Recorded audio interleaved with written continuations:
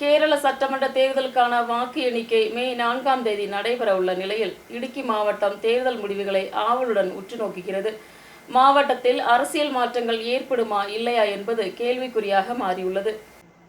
கேரளம் உற்று பார்க்கும் சட்டமன்ற தேர்தலுக்கான வாக்கு எண்ணிக்கை மே 4ஆம் தேதி நடக்கும்போது இடுக்கி மாவட்டத்தில் அரசியல் மாற்றம் ஏற்படுமா என்பதும் கேள்விக்குறியாகியுள்ளது. இடுக்கி சட்டமன்ற தொகுதியில் LDF வேட்பாளர் அமைச்சர் ரோஷி அகஸ்டினும் UDF வேட்பாளர் ரோய்கே பவுலோஸும் இடையே கடுமையான போராட்டம் நடத்தப்படுகிறது. கேரளா காங்கிரஸ் ஜோசப் பிரிவிலிருந்து காங்கிரஸ் ஏற்றெடுத்த சீட்டில் முன்னாள் DCC தலைவரான ரோய்கே பவுலோஸ் போட்டியிடுவது தொகுதியை திரும்ப பிடிக்க முடியும் என்ற நம்பிக்கையில் UDF உள்ளது. ரோய்கே பவுலோஸின் அனுபவமும் தங்களுக்கு சாதகமாக மாறும் என்றும் UDF தெரிவித்துள்ளது. அதே நேரம் வளர்ச்சி திட்டங்களை முன்வைத்து சீட்டை நிலைநிறுத்த முடியும் என்றும் ரோஷி அகஸ்டினும் நம்பிக்கையுடன் உள்ளார். உடுமன்சோலையில் LDF வேட்பாளர் KK ஜெயச்சந்திரனும் UDF வேட்பாளர் சேனாபதி வேணுவும் இடையே நடத்தும் போராட்டம் அனைவரின் கவனத்தையும் ஈர்த்துள்ளது. தொடுபுழையில் PJ ஜோசப்பின் வெற்றி தொடருமா அல்லது மாற்றங்கள் ஏற்படுமா என்பதும் முக்கிய விவாதமாக மாறியுள்ளது. UDF சார்பாக அப்பு ஜோன் ஜோசப்பும் LDF சார்பாக சிரியக் சாலிகார்டனும் போட்டியிடுகின்றனர். தேவிகுளத்தில் அட்வொகேட் A ராஜா இடதுசாரி வேட்பாளராக போட்டியிடும் போது F ராஜா தான் UDF வேட்பாளராக போட்டியிடுகிறார். இரண்டு முன்னணிகளுக்கும் சவாலாக NDA வேட்பாளராக S ராஜேந்திரன் போட்டியிடுகிறார்.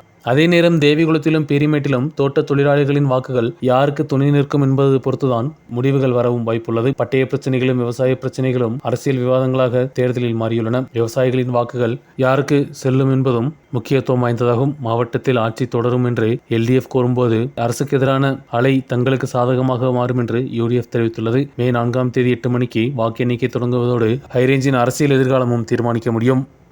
Election desk, media net.